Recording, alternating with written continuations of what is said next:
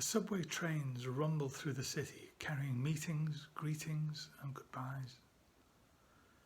This is the day's last train. The station platform is nearly deserted as the carriages rattle in, bleary headlights scanning the night. After seeing her off, I am unable to hum or whistle as others might. Only by whispering her name do I feel a warmth permeate my body. Sitting alone in the half-empty carriage, staring past a crowd of unfamiliar faces, I think back to when we arrived, while the roaring train carries me further from the past. The subway plays tricks.